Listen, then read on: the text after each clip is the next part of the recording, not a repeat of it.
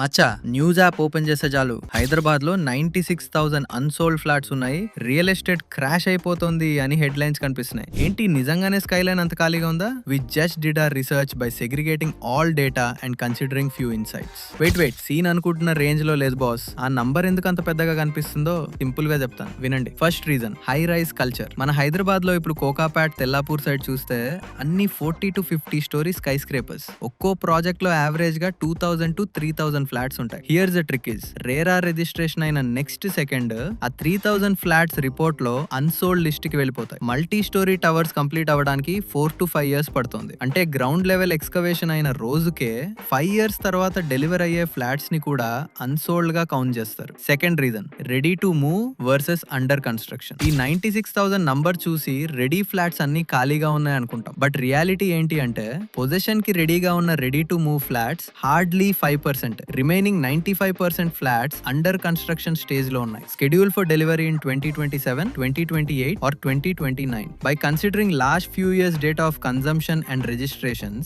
last 2 years 75,000 registrations has happened. So conclusion ఏంటి? Market rash అయిపోలేదు, but supply fast గా రావడం వాళ్ళ హోమ్ బయర్స్ కి బార్గెనింగ్ పవర్ మరియు గుడ్ పేమెంట్ ప్లాన్స్ దొరుకుతాయి on few SFT size projects. Direct గా పానిక్ అవ్వకుండా project progression and builder credibility చూసి డిసిజన్ తీసుకోండి. బట్ నేను పర్సనల్ గా సజెస్ట్ చేసేది ఏంటంటే don't bother about these inventories అండి. మీరు ఫస్ట్ వెళ్ళి మీకు నచ్చిన ఇల్లు కోసం చూడండి. ఈ వీడియోని మీ ఫ్రెండ్స్ కి షేర్ చేసి follow for more real insight. This is city lights. Know your city before you invest.